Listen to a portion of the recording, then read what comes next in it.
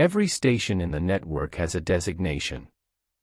Mine was UserA Node 117, but the intake coordinator called it the Cradle during my orientation in Denver, and the name stuck in my head even though nobody at the actual site used it. I asked my first week why she'd called it that.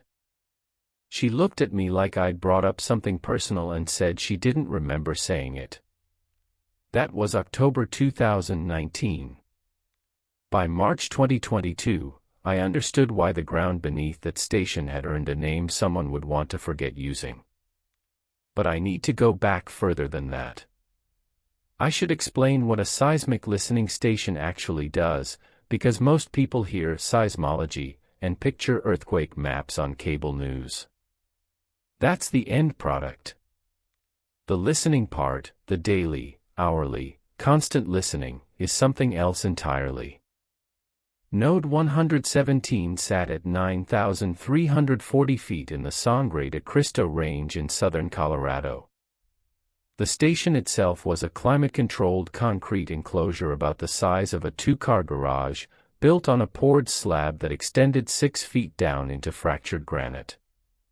Inside, 3 broadband seismometers, 2 short-period instruments, a Guerrero infrasound array, a digitizer rack, satellite uplink, and a backup telemetry unit that ran through a dedicated landline routed to the IRIS Data Management Center in Seattle.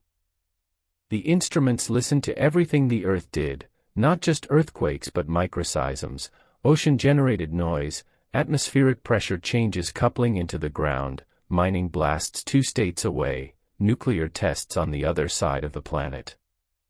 The broadband units could detect a magnitude 2.0 event in Chile from a concrete pad in Colorado. That's not metaphor. That's what they were built to do. My role was station technician, level 2. I lived in a Forest Service cabin about a quarter-mile downslope from the enclosure. My responsibilities were hardware maintenance, data quality assurance, calibration verification, and environmental monitoring of the vault. The instruments ran autonomously. The data streamed continuously. My job was to make sure nothing interrupted that stream and to flag anything anomalous in the waveform data before it entered the processing pipeline. I was not a seismologist. I want to be clear about that. I had a bachelor's in geophysics from Colorado School of Mines and 3 years of field tech work with the USGS before transferring to the IRIS network. I could read spectrograms. I could identify P waves, S waves, surface waves, and most common noise signatures. I could distinguish a quarry blast from a tectonic event by the frequency profile alone. But I was not interpreting data for publication. I was quality control. A custodian of signal. There were 11 other people in my daily professional world, though I rarely saw more than 2 of them in person. My direct supervisor, Dr. Lena Voss, operated out of the University of Colorado and visited quarterly. The nearest occupied node was 117 South, staffed by a tech named Priya Chandran, 41 miles away by road, about 19 as the crow flies. We spoke by radio most mornings. There was a regional coordinator in Albuquerque, a data systems engineer in Seattle I emailed when the telemetry misbehaved, and a rotating cast of graduate students who occasionally requested raw waveform polls from my archive. The rest of my contact was with Forest Service personnel, a district ranger named Garza who checked in monthly and a seasonal trail crew that passed through in summer. I say all of this because what happened at Node 117 was not the product of isolation-induced psychology. I was not alone in a way that made me fragile. I had structured communication, institutional oversight, regular data review, and quarterly in-person calibration visits from a PhD seismologist who personally inspected every instrument. The system around me was functional. The data I was producing was clean, verified, and used by researchers at 14 universities. What I found in that data was not a product of loneliness. It was a product of paying attention. The first time was November 14, 2021. I was running the weekly noise floor check, a routine procedure where I pull a 6-hour window of ambient data from each instrument and compare the spectral density against the Peterson new low noise model. Node 117 consistently ran within 3 decibels of the model between 0.01 and 10 Hz, which made it one of the quietest broadband stations in the continental U.S. That's why it was sited where it was. The granite was ancient, stable, unfractured below the surface pad. The nearest road was 11 miles of unpaved Forest Service track. No industrial activity within 40 miles. The ground was, for practical purposes, silent.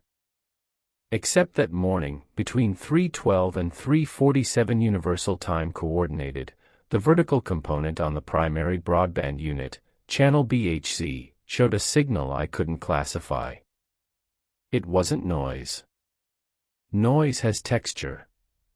Microseisms roll. Traffic rumbles. Wind coupling has a characteristic spectral shape. This was coherent. A single sustained tone at 0.07 Hz, steady amplitude, no drift, lasting 35 minutes, then stopping clean. No taper. No fade. Like someone had switched it on and switched it off. 0.07 Hz is below human hearing. Way below. It corresponds to a period of about 14 seconds. In seismology, that band is dominated by secondary microseisms, ocean wave energy coupling into the continental crust from thousands of miles away. But ocean microseisms don't produce clean monotones. They're broad spectrum. Messy. This was a line. A single frequency, razor-thin on the spectrogram, sitting in the middle of the microseism band like a tuning fork laid across a drum roll. I flagged it in the daily log. Noted the time, duration, frequency, and amplitude. Checked the other channels. The 2 horizontal components, BHN and BHE, showed nothing. Only the vertical. Only the up and down motion of the ground directly beneath the station. I sent the spectral plot to Lena with a 1-line note, unusual coherent signal on BHC, see attached. Instrument artifact. She replied 4 hours later, probably a calibration pulse echo. Run a step cal and report. I ran the step calibration. Everything checked out. The instrument was functioning perfectly. I noted that in the log, attached the calibration results, and moved on. November 21st. Same signal. Same channel. Same frequency. 3:08 to 3:51 Universal Time Coordinated. 43 minutes this time. Slightly higher amplitude. I pulled the previous week's continuous data and scanned it day by day. Nothing on the 15th, 16th, 17th, 18th, 19th, or 20th. Just the 14th and the 21st. 7 days apart. I sent Lena both plots overlaid. Recurring signal, weekly interval. Not instrument, cal checks clean. Request guidance. Her response came the next morning, interesting. Likely anthropogenic, mining or geothermal. Check with Garza for any permitted activity in the area. If it recurs next week, I'll loop in the network team. I called Garza. No permitted mining. No geothermal exploration. No drilling. No blasting. The nearest active mine was the old Dorado claim near Crestone, 67 miles northwest and inactive since 2014. He said he'd ask around. November 28. Signal returned. 3:04 to 3:56 Universal Time Coordinated. 52 minutes. Same frequency. Same channel. Amplitude up another 2 decibels. 3 things were now clear. It was weakly. It was lengthening. And it was getting louder. I filed a formal anomalous signal report through the IRIS system. ASR 117-2021-003. Time, duration, spectral characteristics, calibration verification, environmental conditions, and a note that the signal showed systematic temporal and amplitude progression. The network team in Seattle acknowledged receipt. 2 days later, I got an email from a data engineer named Marcus Abade, signal noted. Consistent with deep industrial resonance patterns. Recommend continued monitoring. Will review if pattern holds through December. It held through December. December 5, 12, 19, 26. Each Sunday morning, UTC. Each time longer. Each time louder. By Christmas, the signal was lasting over an hour and had climbed 6 decibels above the first detection. It was still below the noise floor for any practical seismological application. No one analyzing this data for tectonic research would have noticed it unless they were specifically looking at the 0.07 Hz band with a fine spectral resolution. It was hiding in plain sight inside a frequency range everyone attributed to ocean noise. But I was looking. That was my job.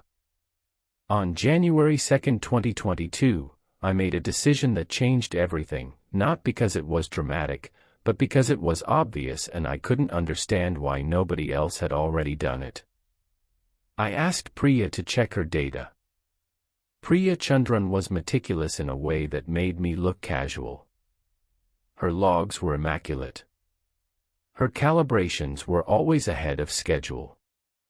She'd been at 117 South for 5 years and had never filed a single ASR because, she once told me, if I can't explain it, I haven't looked hard enough.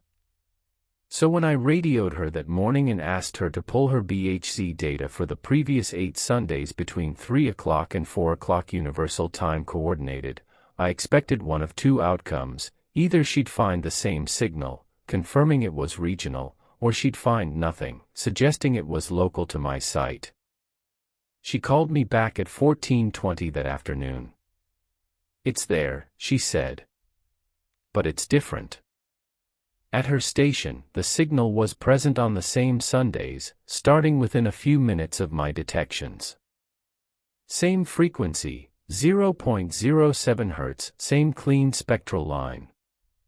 But at 117 South, it appeared on the horizontal channels. Not the vertical. The ground wasn't pulsing up and down at her site. It was pulsing sideways. We talked for nearly an hour. I pulled up a map. Our stations were 19 miles apart. If the source was equidistant between us, the geometry might explain the different channel activation. Energy arriving at different angles through the rock would register differently on the directional components. But a point source between 2 stations at 0.07 Hz would need to be deep. Very deep. The wavelength at that frequency through granite would be roughly 60 to 80 kilometers. For us to be detecting coherent arrivals from a common source, that source would need to be below the crust. Neither of us said what that implied. We stuck to the data. Priya agreed to file her own ASR. She asked me not to tell Lena yet that we'd cross-referenced. "I want to present it cleanly," she said. "With the azimuth analysis done properly." That was the first time something about this situation didn't feel entirely procedural.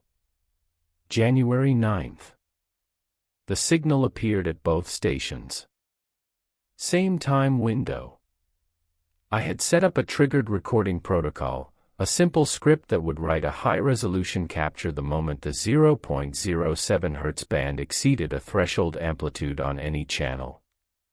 It fired at 3:01 Universal Time Coordinated. The signal ran until 4:14. 73 minutes. And for the first time, I heard something in the infrasound array. The geological infrasound sensors were microbarometers. They measured tiny pressure changes in the atmosphere. They were part of the station because atmospheric pressure signals contaminate seismic data, and recording them allowed researchers to subtract the interference. I almost never looked at the infrasound channels directly. Nobody did. They were correction tools. But my triggered capture had included them because I'd been sloppy with the channel selection in my script. I'd grabbed everything. At 3:22 Universal Time Coordinated, 18 minutes into the seismic signal, the infrasound array registered a pressure pulse. A single compression. Then, 4 seconds later, a rarefaction. Then silence. Then, at 3:34, another pair. Compression. Rarefaction. Then at 3:42. Then at 3:47. The interval was shortening. And the seismic signal, the clean, perfect 0.07 Hz tone, shifted in amplitude each time the infrasound pair arrived. Not randomly. Responsively. The seismic amplitude increased for exactly 2 cycles after each atmospheric pulse, then returned to baseline. I was looking at the data on my screen and I remember the moment my hand stopped moving on the keyboard. Because what I was seeing had a structure that I recognized not from seismology but from every human conversation I'd ever been part of. Call. Response. Something in the atmosphere was making a sound. And the ground was answering.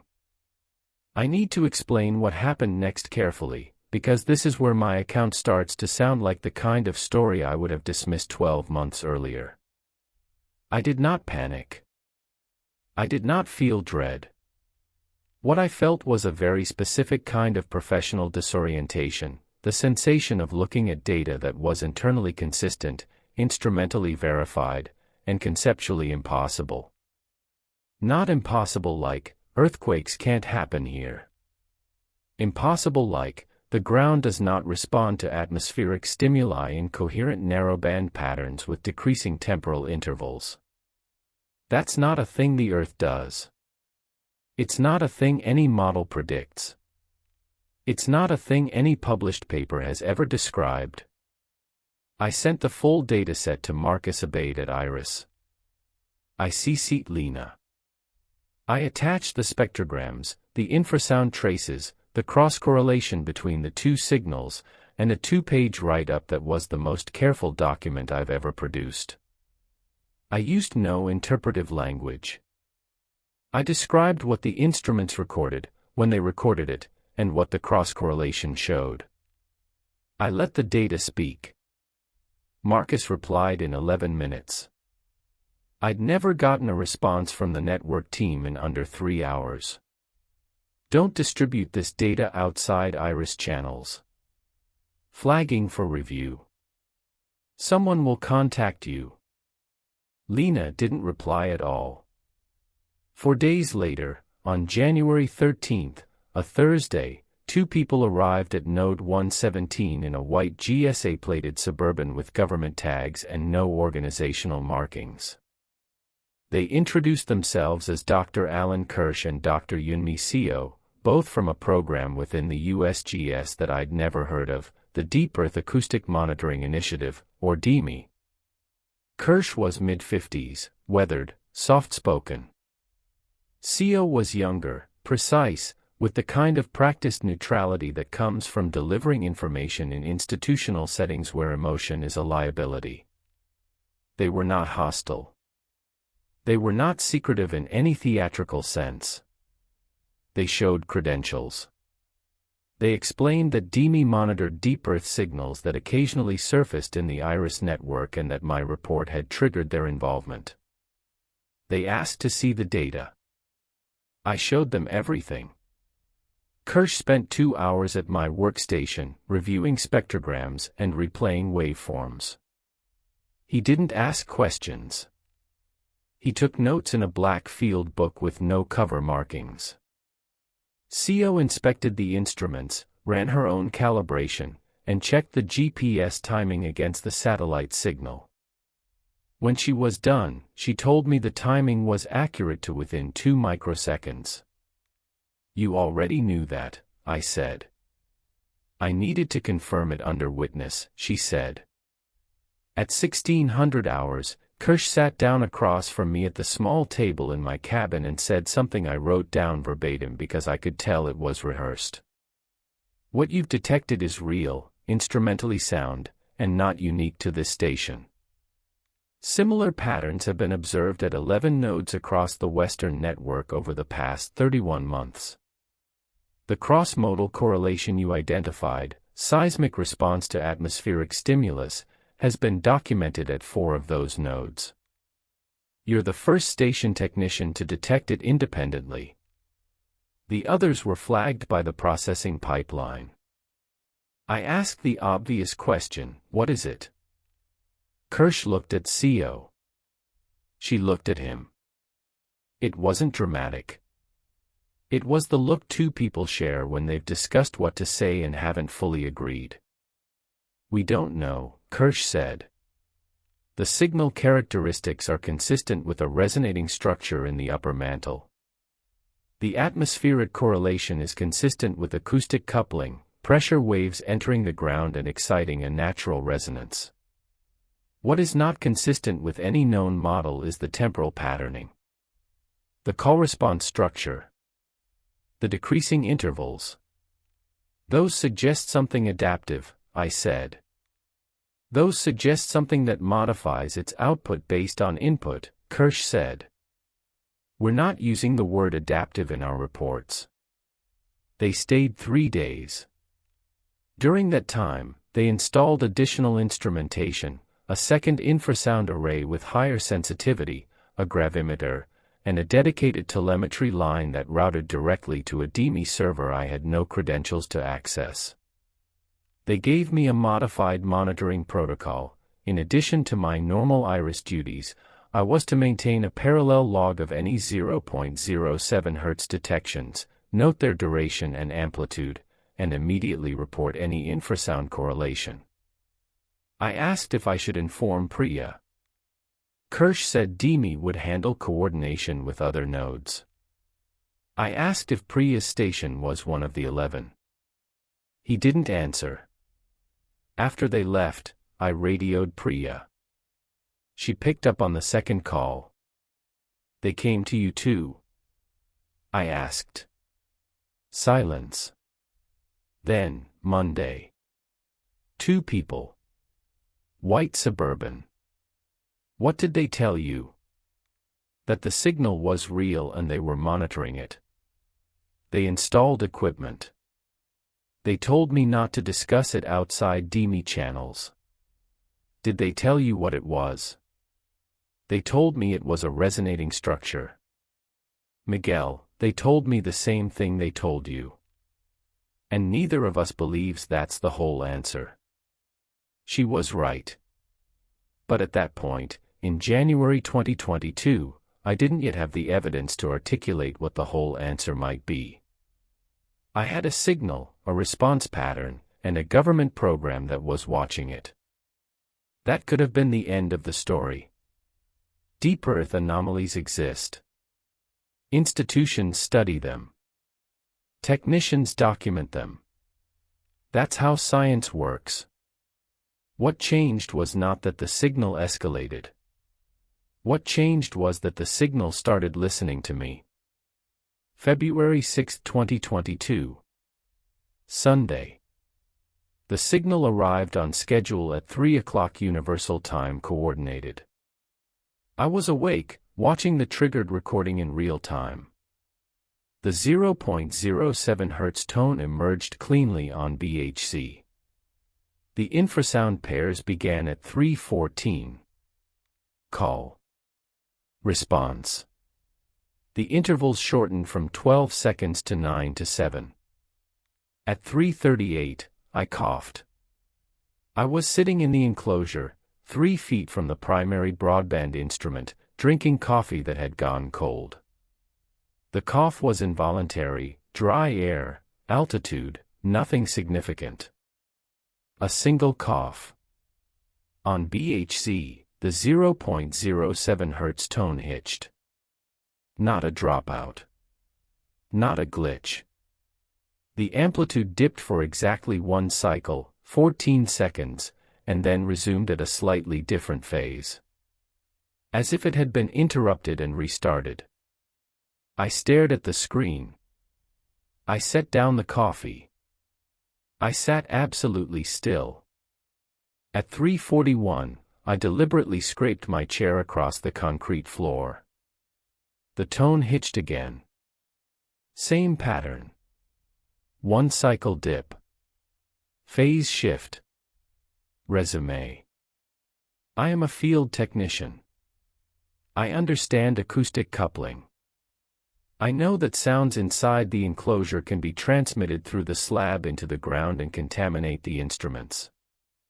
That's why we have noise protocols, no unnecessary movement during calibration windows, rubber-soled shoes, padded chair legs. The instruments are sensitive enough to detect a person walking at 50 meters. But that's contamination. That's my footstep appearing as a spike in the high-frequency data. It's additive noise on top of whatever signal is present. It doesn't alter the signal itself. A microseism doesn't flinch when you cough. A tectonic wave doesn't shift phase because you moved a chair. The signal at 0.07 Hz was being generated by something in the upper mantle, according to Kirsch's own assessment. 60 to 100 kilometers below the surface. My cough did not travel 100 kilometers into the earth and modify a standing wave. That is not physically possible. Unless the thing generating the wave was not 100 kilometers away. Unless it was listening from much closer. I didn't cough again. I didn't move the chair. I sat still until the signal ended at 4:22, and then I went outside and stood in the dark for a long time, feeling the granite through my boot soles and trying to determine whether the slight vibration I felt was real or imagined. I think it was real. I think it had always been there. I think I had simply never had a reason to pay attention to the ground beneath my feet while the ground beneath my feet was paying attention to me. I did not report the cough test to Demi. I need to explain why, because it matters. If I reported it, one of two things would happen.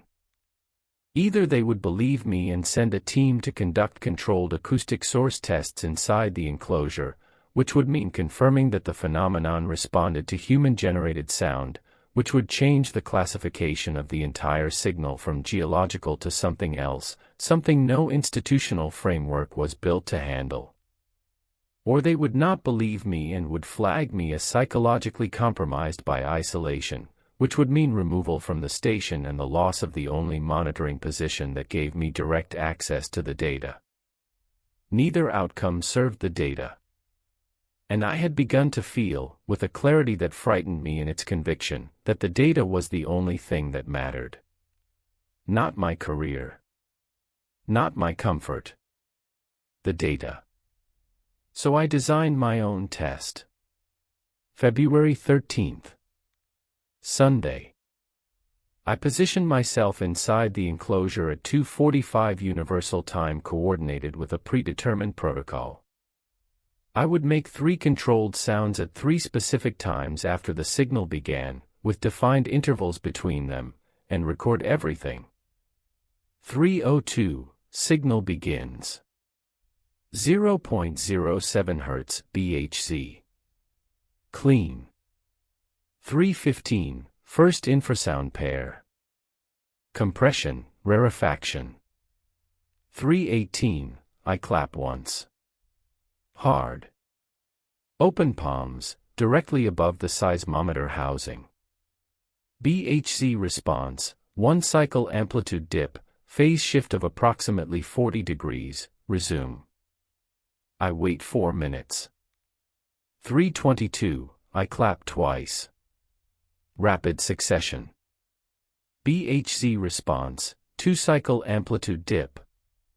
Phase shift. Resume. The second dip was slightly deeper than the first. I wait 4 minutes. 3:26, I clap 3 times. BHC response, 3 cycle dip. Phase shift.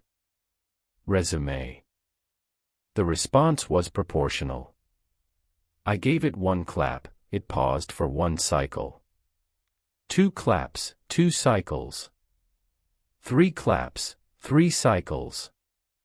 I sat there with my hands shaking, staring at a spectrogram that showed me something the entire framework of geophysics had no category for. The ground beneath a seismic station in the Sangre de Cristo Mountains was counting. And then, at 3:30, something happened that I have replayed in my memory every day since. The infrasound array registered 3 compression pulses in rapid succession. Not from the ground. From the air. From above. 3 pulses. Spaced identically to my 3 claps. It had answered me back. Not through the seismic channel. Through the atmosphere. Through sound. In my medium. Not its own. I called Priya that night. Not on the DME channel. On our regular Forest Service radio frequency, the one nobody monitored because it was allocated for routine station-to-station communication about weather and supply runs. I need to tell you something, I said. And I need you to check your own data before you respond. I described the test. I described the result. I gave her the timestamps. I asked her to look at her infrasound array for the same window. She called back the next morning. I have the infrasound pulses, she said. 3 compressions at 3:30 Universal Time Coordinated. But Miguel, I don't have the seismic response. My BHC shows the tone, stable, no interruptions. Whatever responded to your claps didn't respond at my station. It responded at yours. To you. That distinction mattered more than either of us fully understood at the time. The signal was regional, it appeared at both stations. But the response was local. The interaction was between the phenomenon and a specific point on the surface. A specific person. Have you been inside your enclosure during the Sunday window? I asked. No. I monitor remotely from my cabin. Standard protocol. Go inside next Sunday. Make a sound. Any sound. See if your signal responds. She didn't answer for a long time. When she did, her voice had changed, not frightened, but recalibrated. The voice of someone adjusting their understanding of what they had agreed to do with their professional life. Okay, she said. February 20th. Priya was inside her enclosure. She knocked on the instrument housing 3 times at 3:20 Universal Time Coordinated. Her BHC tone dipped 3 cycles. Her infrasound array registered 3 return pulses at 3:24. It wasn't just me. It wasn't site-specific in terms of capability. It was proximity-specific. It responded to whoever was closest to the instruments. To whoever was standing on the ground directly above it. And it was learning. Because Priya's return pulses came 4 minutes faster than mine had. We had 6 weeks of parallel experimentation before DME intervened. During those weeks, Priya and I developed a rudimentary protocol. I hate the clinical sound of that word for what we were actually doing, but I don't have a better one. Each Sunday, we would enter our respective enclosures. We would wait for the signal to begin. We would introduce sounds of varying complexity, single claps, rhythmic sequences, varied intervals, and record the seismic and infrasound responses.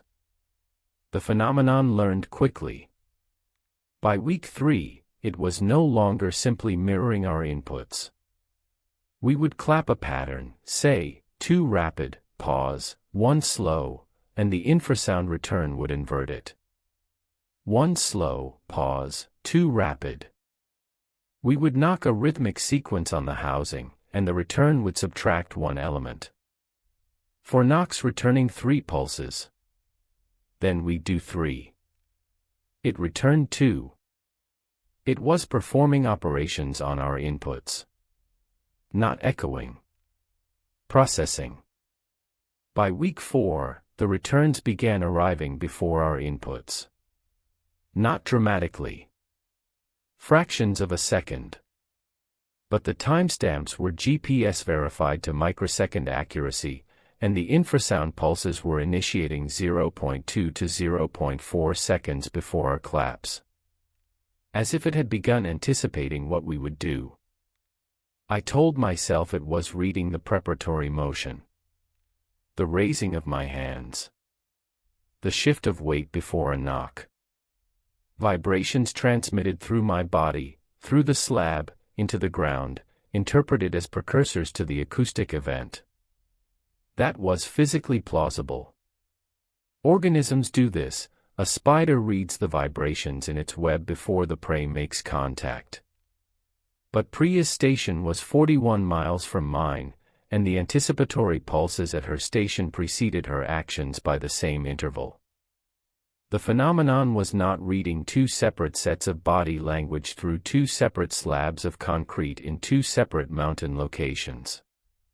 It was predicting us from below. I started dreaming about the signal. Not nightmares. Not horror movie dreams. I dreamed about the spectrogram. The clean line at 0.07 Hz sitting in the noise floor, patient and unbroken, while the world's oceans roared around it. In the dreams, I could hear it, which is impossible, because 0.07 Hz is 14 octaves below the lowest frequency the human ear can detect. But in the dreams, it was a sound. Low and enormous and not threatening. Present the way the hum of a building is present. The way your own heartbeat is present when you lie in a silent room and stop trying not to hear it. I woke from those dreams and felt the floor of my cabin vibrating. Faintly. 0.07 Hz. I checked the data each time. The signal was not active. It was not Sunday. The instruments showed nothing. But I could feel it. On March 27, the DME team returned. This time it was Kirsch alone, without CO. He arrived in the same white Suburban but looked like he'd lost weight. He came inside my cabin and sat down and said, "We've been monitoring your parallel experiments with Chandran." I should have been surprised that they knew. The radio frequency we'd used was unmonitored, officially. But the DME telemetry equipment they'd installed had capabilities I hadn't been briefed on. I was not surprised. I was tired. "Then you've seen the data," I said. "I've seen the data. And the anticipatory response is confirmed at 9 nodes. Your protocol, the clap tests, 3 other technicians initiated similar tests independently after observing the mirror behavior. All 9 show the same progression. Echo. Inversion. Subtraction. Anticipation. So this is real. It has always been real, Miguel. What's changed is that it's accelerating. 18 months ago, the signal was passive. A tone. 12 months ago, it began showing atmospheric correlation. 6 months ago, it began responding to surface activity. Now it's anticipating inputs from multiple operators across a geographic spread of 400 miles. What do you think it is? Kirsch opened his field book. He turned to a page and held it so I could read his handwriting. A single sentence, written in block capitals and then crossed out with a single line, as if he'd written it and immediately regretted it but couldn't bring himself to destroy it entirely. The lithosphere is not a medium. It is a membrane. I wrote that at 2 a.m. after reviewing your week 4 data, he said. It's not scientific. It's not publishable. But it's the only framework that accounts for what we're seeing. He explained. Not as a briefing. More like a confession. The Earth's crust and upper mantle, the lithosphere, is conventionally understood as a rigid mechanical layer. Seismic waves propagate through it the way sound propagates through a solid, passively, predictably, according to well-characterized elastic properties. The ground does not do anything. It transmits. But what if the lithosphere functions as a boundary layer between two active domains, the atmosphere above and something below that is not merely the lower mantle but a responsive system? What if the 0.07 Hz signal is not a resonance but a communication frequency? What if the ground isn't transmitting the signal, it's translating it? That's not geology, I said. No, Kirsch said. It's not. What program is DME actually part of? He closed the field book. I can't answer that. But I can tell you that Node 117 is being reclassified from passive monitoring to active observation, effective immediately. Your duties are unchanged. Your data access is unchanged. What changes is that beginning next Sunday, you will not initiate contact. You will enter the enclosure, you will observe, and you will not make any sound. At any node. For any reason. That directive applies to Chandran as well. Why? Because the last 3 technicians who continued active interaction past the anticipatory phase reported physical symptoms. Persistent subaudible vibration in the extremities. Disrupted proprioception. And one of them, the tech at Node 83 in Montana, told his supervisor that he could feel the signal when the instruments showed it wasn't running. My hands went cold. Because I hadn't told anyone about that. Not Priya. Not the logs. Not DME. I had felt the signal in my cabin on nights when the instruments showed silence, and I had told no one. Is the Montana tech still at his station? I asked. Kirsch stood up. Node 83 is unmanned. The tech requested reassignment in January. His request was approved and he was transferred to a desk position in Menlo Park. Can I speak with him? He's on medical leave. Miguel, follow the directive. Observe.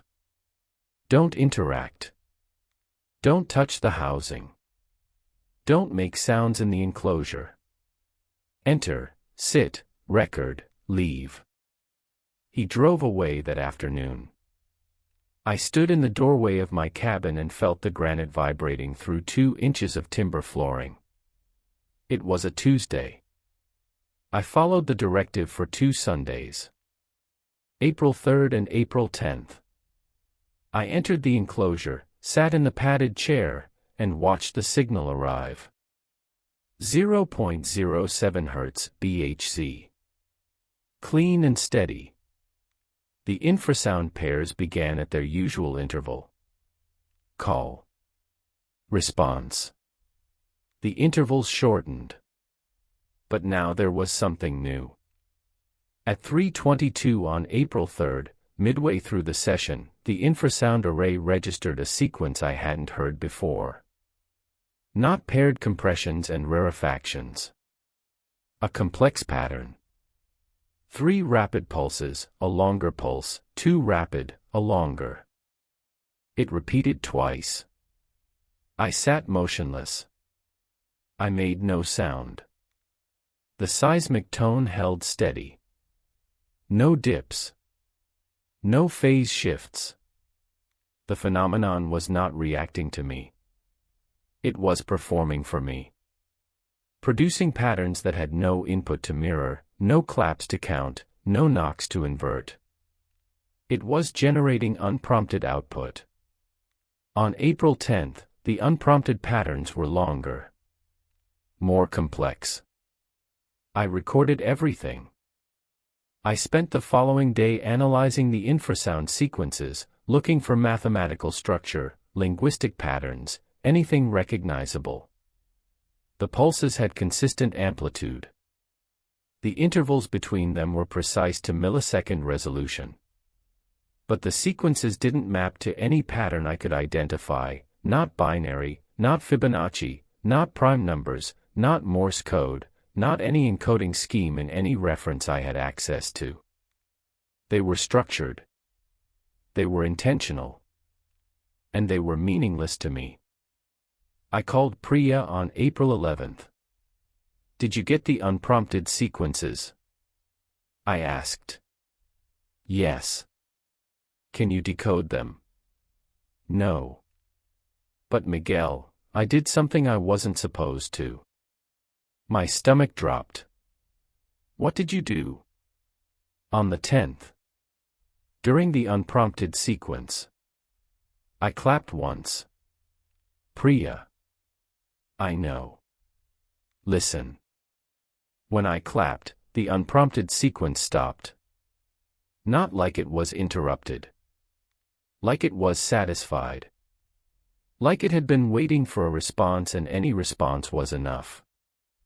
And then, Miguel, this is the part, my broadband didn't show a dip. It showed an addition. The tone amplitude doubled for 6 cycles. And during those 6 cycles, the infrasound array produced a sound I could hear.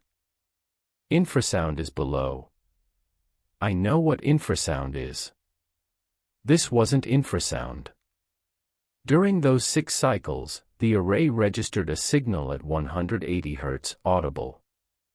Clear. I heard it through the housing. It sounded. She stopped. It sounded like what, Priya? It sounded like the word yes. I did not report Priya's violation of the directive. She did not report it either. We both understood that reporting it would result in her removal from the station, which would leave her node unwatched during the only window that mattered, and would confirm to Demi that the interaction had progressed past the point where their containment protocol could hold.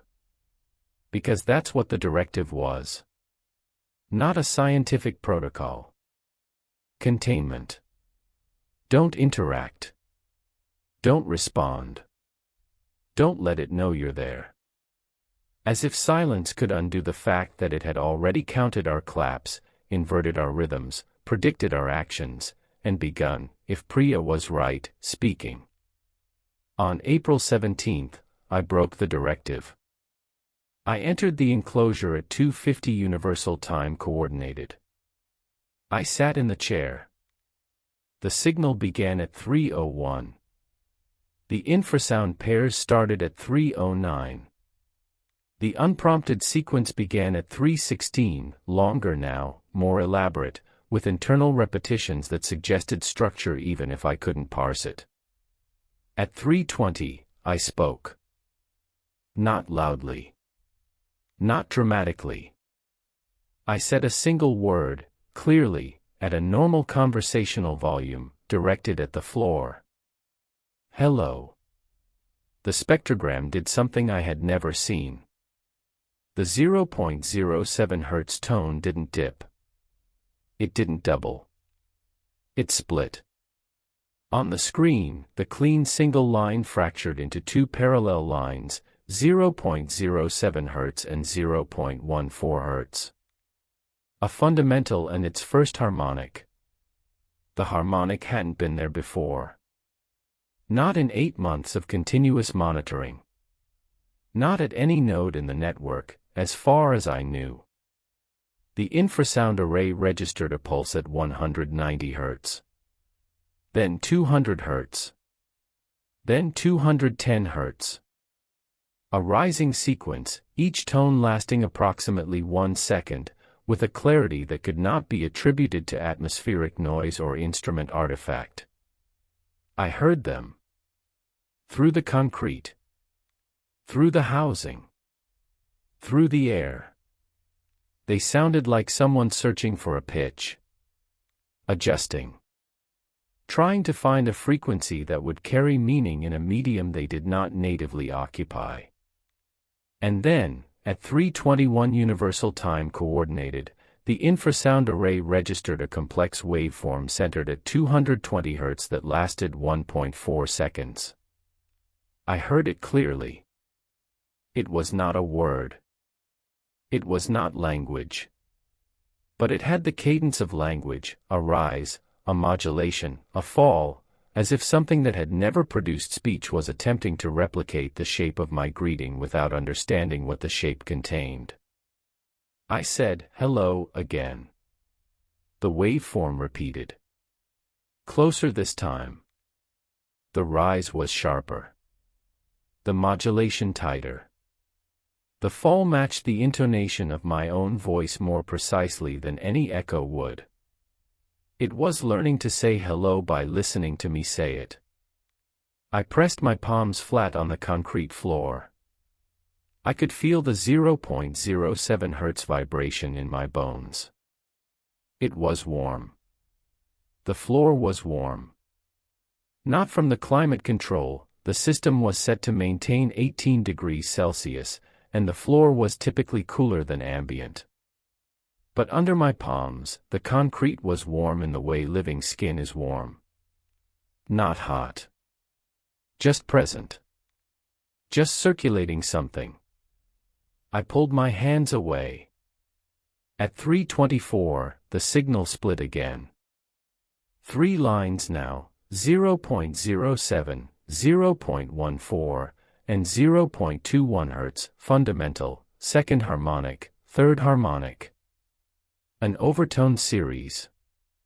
The mathematical structure that underlies every musical note, every vowel sound, every resonating body in the physical universe. The thing beneath the mountain was building a voice. I left the enclosure at 3:30. I did not stay for the signal's conclusion. I went outside and sat on the ground, on the granite, on the actual mountain, and I felt it humming. Not vibrating. Humming. With harmonics. I did not sleep that night. Not from fear. From the absolute, annihilating weight of a realization I could not share through any channel that would preserve both the information and my credibility, that something underneath the continental crust of Western North America had been listening to the surface for at least 31 months, had learned to count, had learned to anticipate, had learned to respond in our medium rather than its own, and was now, methodically, and with evident intent, learning to speak. And every seismic station in the network, every instrument pressed against the skin of the earth, every sensor designed to listen to the ground, was a point of contact. A place where the membrane was thin enough for sound to cross. We had built a network of ears pressed to the ground. And the ground had noticed. Priya went silent on April 19th. Not dramatically. She didn't vanish. She didn't send a final cryptic message. She simply stopped answering her radio. I called on the hour for 2 days. On April 21st, I contacted the regional coordinator in Albuquerque, who told me Priya had filed for emergency personal leave and was no longer at her station. "Is she okay?" I asked. "She's on leave." That's all I can share. I called Demi's contact number, a Menlo Park extension Kirsch had given me. It rang 12 times and went to a generic voicemail. I left a message. No one called back. On April 22nd, I drove to 117 South. 3 hours on mountain roads. Priya's cabin was locked. Her truck was gone. The enclosure was sealed, double-locked, which was not standard procedure. Through the small window, I could see the instruments were still running. Green status lights. Active telemetry. The station was operational. But on the concrete floor, directly beneath the primary broadband housing, someone had placed their palms flat and left them there long enough to leave condensation marks. 2 handprints. Pressed down hard. Fingers spread. I drove back to my station and sat in my cabin with the lights off and felt the floor humming beneath me and tried to decide what I was going to do. I stayed. I want to be honest about why. It was not bravery. It was not scientific dedication. It was not institutional loyalty. It was the same reason you press your ear harder against a wall when you hear a voice on the other side. Not because you should. Because the voice is there, and you are the one who can hear it, and walking away doesn't make it stop talking. It just means no one is listening. On April 24th, a Sunday, I entered the enclosure for the last time. The signal was already running when I arrived at 2:55 Universal Time Coordinated. It had never started before 3 o'clock in 8 months of observation. It was waiting. 3 spectral lines, 0.07, 0.14, 0.21 Hz. The overtone series was stable. The infrasound array was active, not in pulses or pairs but in a continuous, modulated stream at 220 Hz. The sound was audible through the housing. Not loud. Conversational. It sounded like breathing. I sat down. I put my hands on the floor. The concrete was warm. At 2:58, the 220 Hz stream modulated. Shifted. Formed something that was not a word but was closer to a word than anything I had heard from it before. A shape made of frequency and time that my auditory cortex parsed as almost meaning, the way you can almost read a sign in a language you don't speak if the alphabet is close enough to your own. I did not speak. I listened. It continued for 94 minutes. The longest signal event ever recorded at node 117. The modulations grew more complex. They developed internal rhythm. They began to repeat with variations, the same phrase, if it was a phrase, rendered slightly differently each time, as if testing which version carried better. At 4:32, it stopped. Not gradually. Not with a fade. A clean cutoff, like every Sunday. But in the silence after, the floor stayed warm. The harmonics in the broadband data didn't collapse. They stayed, humming at the threshold of detection, barely above the noise floor, as if the voice had stopped speaking but hadn't left the room. I pulled my hands off the floor. I looked at the condensation marks my palms had left on the concrete. They were not where my hands had been. They were 6 inches further apart. Wider than my shoulders. Pressed into the concrete with a force that had slightly abraded the surface finish. I looked at my hands. My hands were normal. My hands had been resting palms down in a natural position.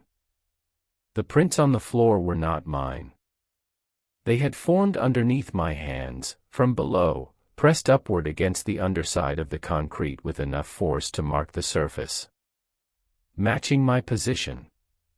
Matching my gesture. hands reaching up as mine pressed down. I filed my resignation from IRIS on April 26, 2022. I cited personal reasons. My supervisor, Dr. Voss, approved it without questions, which was itself a kind of answer. She had never been uninvolved, I realized. She had simply been involved at a level where my reports were already expected. I left the Sangre de Cristo Range on May 1st. I drove to Denver. I rented an apartment on the third floor of a concrete building and slept on a mattress on the floor and felt the floor hum at 0.07 Hz for the first 4 nights, and then it stopped. Or I stopped being able to feel it. I don't know which. I work in private sector environmental consulting now. Soil assessments. Groundwater monitoring. I use instruments that listen to the ground on a daily basis, and I have never detected anything anomalous in 2 years of private work. But here is what I need to say, and the reason I am writing this. Last month, May 2024, IRIS published its annual network status report. Buried on page 47, in a table of station operational changes, Node 117 is listed as reclassified, active research, restricted access. The same designation appears for nodes 83, 112, 94, 201, 67, 45, 156, 119, 88, and 22. 11 stations. The same 11 Kirsch mentioned. And below the table, in a footnote I almost missed, a single line. Continuous signal detected at 0.07 Hz across all reclassified nodes. Signal exhibits stable harmonic series through the 7th overtone. Atmospheric correlation ongoing. Classification, under review. 7th overtone. When I left, it had 3. The fundamental and 2 harmonics. In acoustics, in the physics of sound production, a harmonic series through the 7th overtone is the minimum complexity required to produce a recognizable vowel sound. The ground is not just learning to speak. It's almost ready. And every seismometer in the western United States is an ear pressed to the floor, listening, while underneath, something presses its hands against the other side of the membrane and practices the shape of a word it heard a technician say in a concrete room at 9,340 feet on a Sunday morning in April. Hello. I don't know what happens when it finishes learning. But I know it will not be speaking to the instruments. It will be speaking to us. All of us. Everyone standing on the ground. And I do not think we get to decide whether to answer. I think the vibration in the floor, the one you are almost certainly not feeling right now, the one that is just below the threshold of sensation, the one that has been there your entire life and that you have never had a reason to notice, I think that vibration has been the answer all along. We have been answering since before we knew the question. The ground remembers every footstep. Every foundation poured. Every weight we've pressed into it. It has been listening to us for longer than we have existed. And now it has learned enough to say something back. And now it has learned enough to say something back. I wish that were the end. I've tried to make it the end, 3 times, sitting at this desk. I've written a version of my account that stops at the moment I left the mountain and lets the IRIS footnote serve as the closing image. Clean. Contained. A warning with institutional weight. But it wouldn't be honest. And if I'm going to put this anywhere, it needs to be the whole thing, because the whole thing is what makes it impossible to dismiss as one technician's psychological decline. The apartment in Denver was a 1-bedroom on Colfax, 3rd floor, poured concrete construction from the 1960s. I chose it specifically for the concrete. I wanted mass between me and the ground. I wanted the building's structure to absorb whatever residual sensitivity I'd developed, to act as a buffer, the way a Faraday cage blocks radio signals. In retrospect, this was not rational.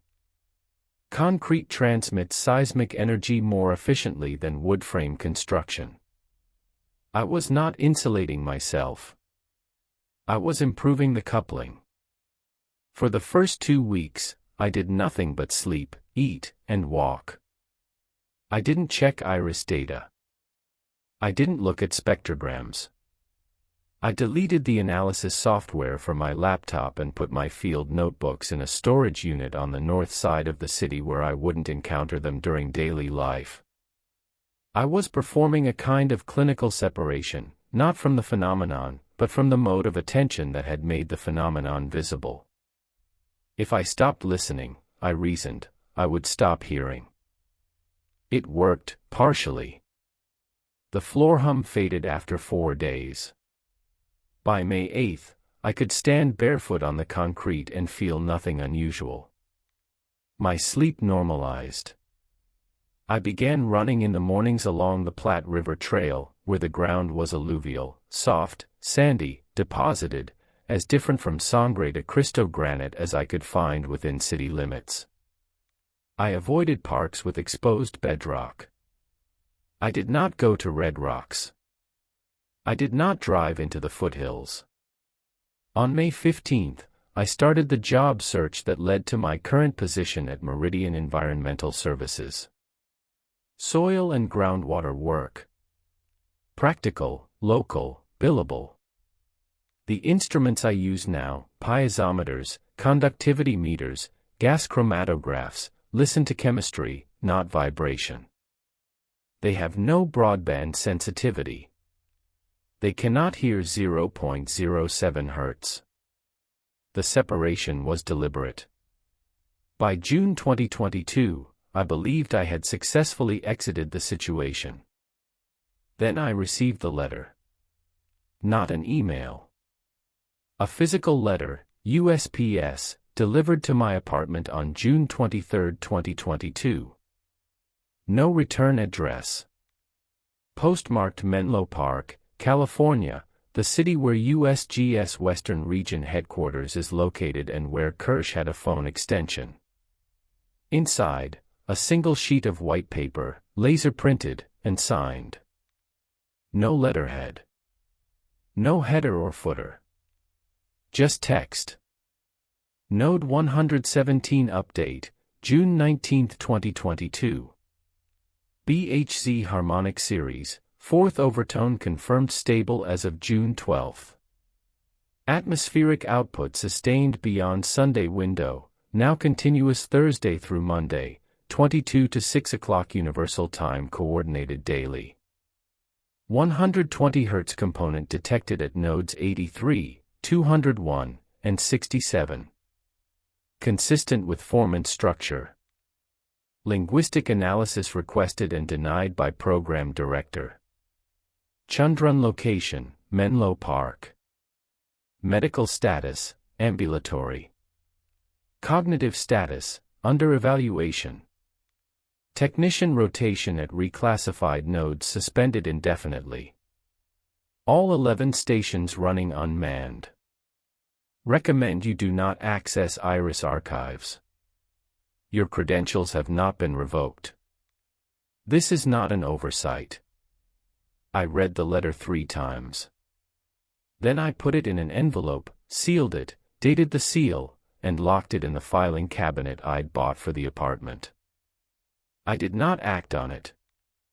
I did not log into IRIS. I did not call Menlo Park.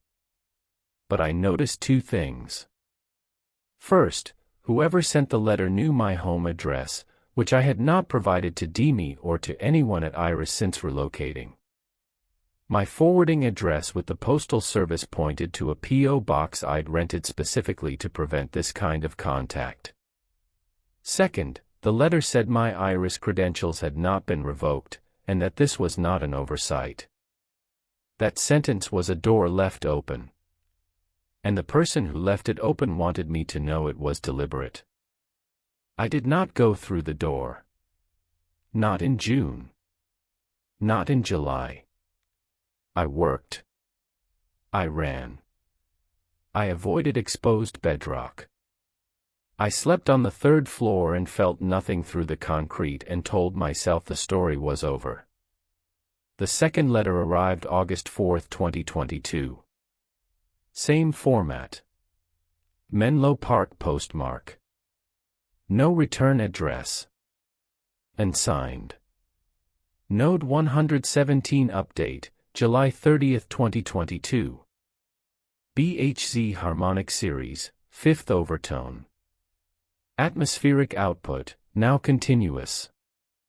No dormant window detected since July 14. DNI program review scheduled for September. Budget line transferred from USGS to undisclosed interagency allocation. Kirsch reassigned, destination not on file. Node 45, Central Nevada infrasound array recorded 14-second sustained vocalization at 220 Hz on July 22. Waveform consistent with open vowel. No station personnel present. Station unmanned since April. Recommend continued non-engagement. Your floor is concrete on grade at the building's east utility room. Third floor is post-tension slab. You are 3 structural layers above contact. This is adequate for now. That last paragraph stopped me. Whoever was writing these letters had inspected my building. Not just the address, the structural engineering. They knew which floor I was on, what type of slab it was, and how many layers separated me from the ground. And they had assessed that distance as adequate for now, which meant they had a framework for determining adequacy, which meant they understood something about the phenomenon's reach through built structures that I did not. I pulled the first letter from the filing cabinet and compared them. Same paper stock. Same font.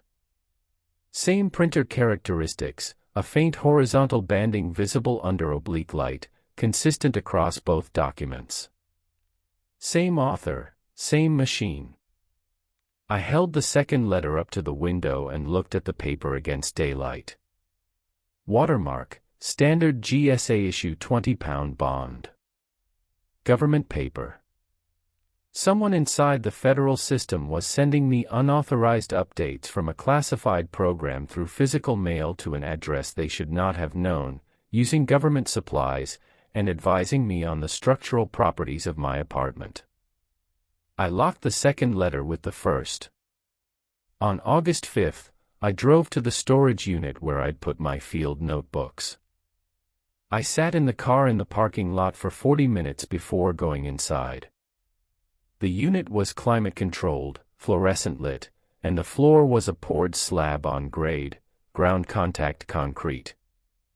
I could feel the hum the moment I stepped inside. Not imagination. Not memory. The physical sensation of 0.07 Hz vibration transmitted through a concrete floor into the bones of my feet. I grabbed the notebooks, locked the unit, and drove home with the windows down and the radio loud enough to feel in my chest, because I wanted a competing vibration in my body, something to overwrite the frequency that had no business being present in a storage facility in North Denver on a Tuesday afternoon in August. At the apartment, I opened the notebooks. I hadn't looked at them since April. My handwriting filled page after page, timestamps, amplitude readings, spectral notes, calibration records, the entire mundane infrastructure of 8 months of professional monitoring. And then, starting on the pages dated February 13, my handwriting changed. Not degraded. Not shaky. It became more precise. The numbers were cleaner. The notes were more detailed. The observations were sharper and more structurally organized than anything I'd produced in 3 years of professional work. I had gotten better at my job the moment I began interacting with the signal. The same pattern Priya had noted in her own work. She'd mentioned it once, offhandedly, during our March calls. "I've never been this accurate," she'd said. "My calibrations are perfect. My logs are immaculate. I'm working better than I ever have." She'd laughed. I'd laughed. We hadn't connected it. But now, looking at the notebooks, I could see the inflection point. Before February 13th, competent, professional, slightly hurried field notes.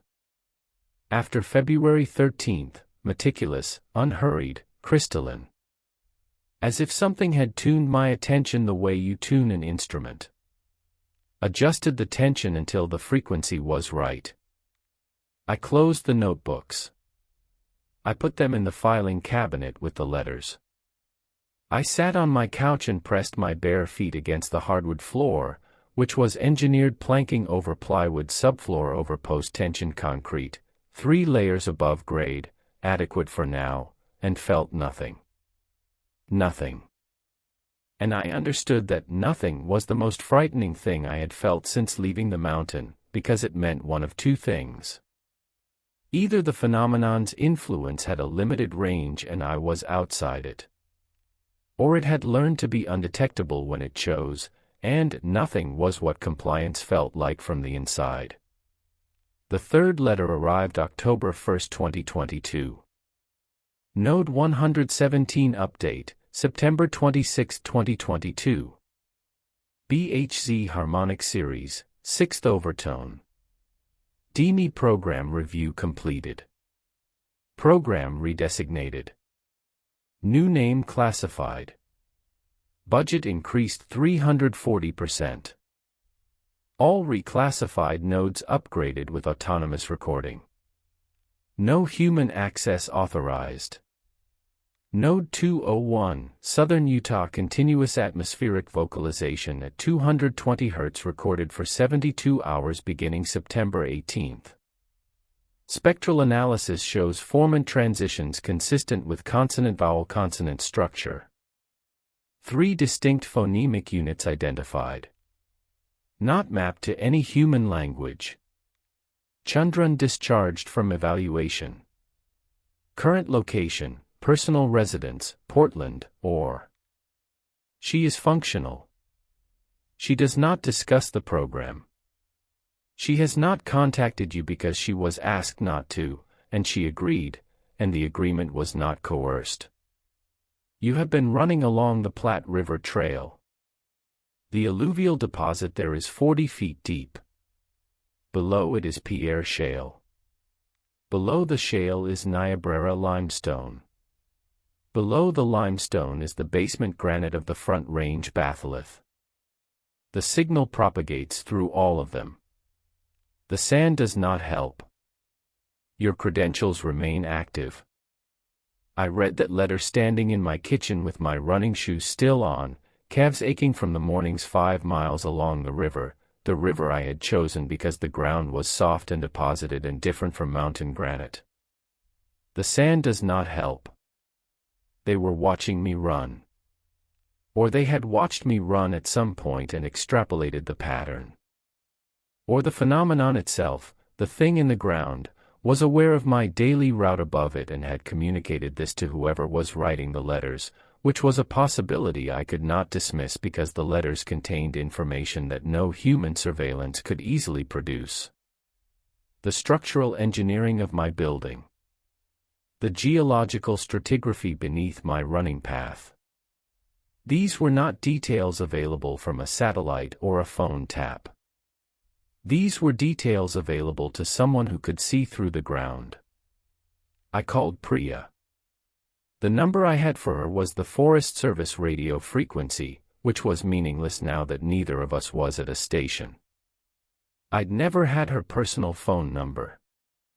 Our entire professional relationship had been conducted through institutional channels, and those channels were closed. I looked up Priya Chandran, Portland, Oregon, online. Nothing. No social media. No professional listings. No publications.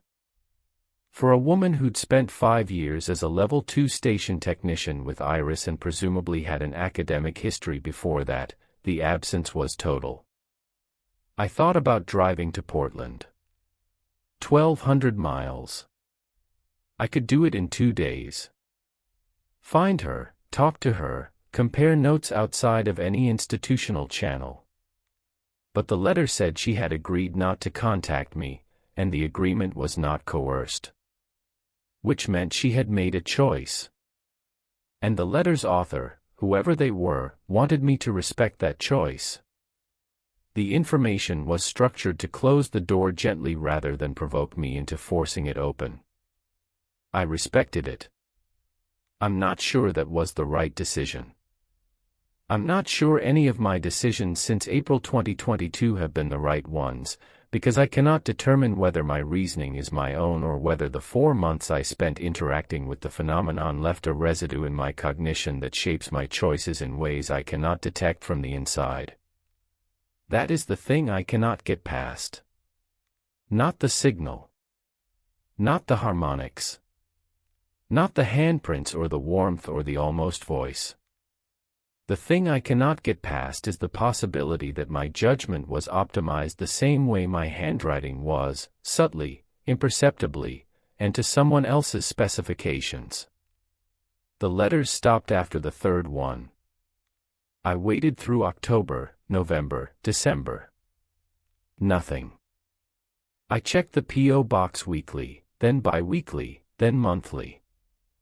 By January 2023, I accepted that the correspondence was over and that I was being left alone with exactly enough information to be permanently unsettled and not enough to take any definitive action. I lived with it. That sounds simple. It wasn't. Living with it meant going to work every day and pushing piezometers into soil and reading water levels and writing reports, and knowing, not believing, not suspecting, knowing with instrumental certainty, that the ground I was sampling was the outer surface of something that was learning to talk. It meant driving over exposed road cuts on I-70 and seeing the layered strata of the Front Range and understanding each layer as what it was, not geology, not history, but membrane.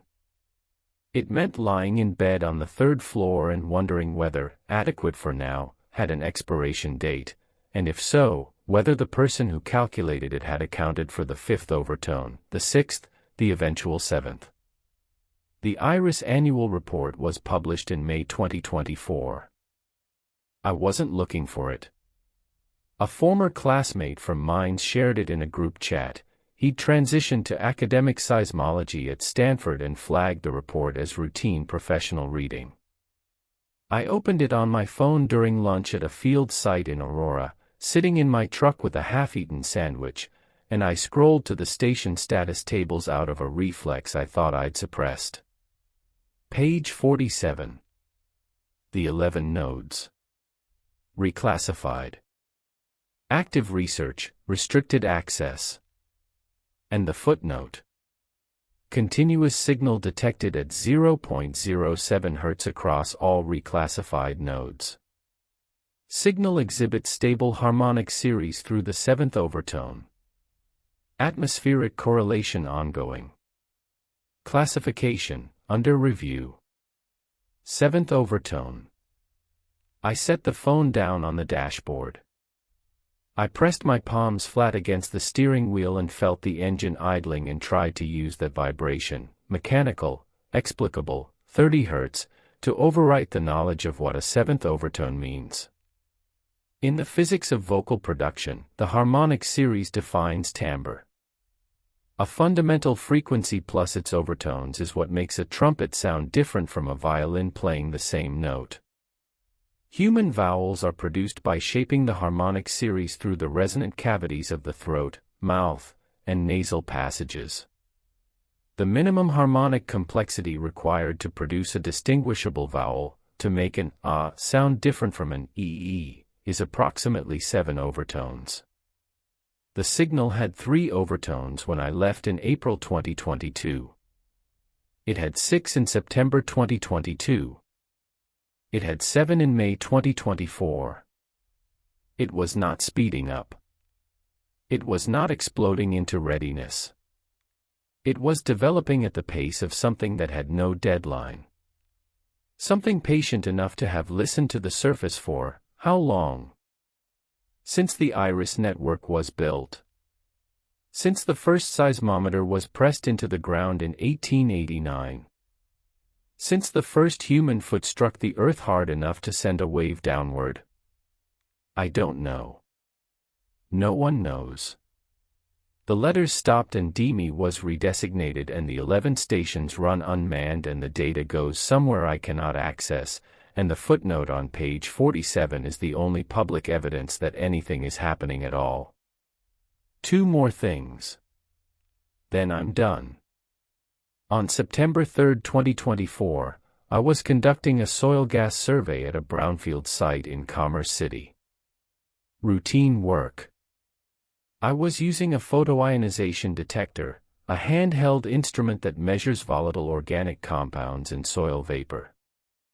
The PID has nothing to do with seismology. It measures chemistry. It listens to molecules, not vibrations.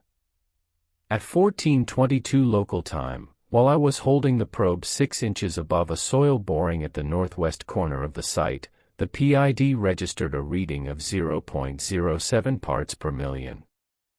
Exactly 0.07. The display held that number for 11 seconds, then returned to background. 0.07. The same number. Different units. ppm instead of hertz. But the same value, held steady, on an instrument that had no physical reason to produce it, at a site with no volatile contamination above the detection limit. I logged the reading. I moved to the next boring. It did not recur. The rest of the survey was normal. But for those 11 seconds, an instrument pressed against the ground produced the number that identifies the signal. And I was holding it, and I felt the probe warming in my hand, not from electronics, not from friction, but from below, the same warmth I'd felt in the concrete at node 117, the warmth of something present and circulating just beneath the contact point. It knew I was there. Through a PID probe. Through a different instrument, a different technology, a different medium entirely. The specific hardware didn't matter. What mattered was contact. Skin to tool to ground. The same chain that a seismometer represents, miniaturized and carried in my hand. I am a point of contact. I have been since February 2022. The separation I performed, leaving the mountain, deleting the software, avoiding bedrock, was structural, not actual. You cannot separate yourself from the ground. You stand on it. You sleep above it. It holds every building, every road, every body of water. It is the one thing you cannot get away from without leaving the planet. The last thing. 3 nights ago, and this is the reason I'm writing now rather than continuing to live quietly with what I know, I woke at 3 o'clock Universal Time Coordinated. Not from a dream. Not from a noise. I woke because my body knew the time. The Sunday window. The old schedule, buried in my circadian rhythm like a scar in bone. I lay in bed on the 3rd floor of my concrete apartment and I felt the floor. 0.07 hertz, clear, coherent, unmistakable. The fundamental. And above it, layered like a chord, the harmonics. Not 3. Not 6. I counted them by feel, by the interference patterns they produced in the bones of my spine, by the way different parts of my skeleton resonated at different partials, the way a piano's soundboard responds differently to each overtone in a struck chord. 7 harmonics. The full series. Arriving through post-tension concrete, through engineered flooring, through a mattress, into my body. And above the harmonics, in the air, At a frequency I could hear, 220 Hz, the note A below middle C, the standard tuning reference for every orchestra on Earth, a sound. Not a tone. A sound with shape. With form and structure. With the rise and modulation and fall that I'd first heard in the enclosure at node 117 2 years ago, except now it was not searching for a pitch. It had found one. It lasted 4 seconds. I did not record it. I have no instrument in this apartment. I have no spectrogram, no broadband sensor, no infrasound array. I have only the account of a former level 2 station technician who knows what 0.07 Hz feels like in his skeleton and who can identify a formant transition by ear because he spent 8 months listening to the ground learn to make one. The sound it made was not a word I can transcribe. It did not map to English phonemes or to any other language I recognize. But it had the structure of a word, a beginning, a middle, an end, produced with the acoustic complexity of a human vocal tract scaled to a resonating body the size of a continent.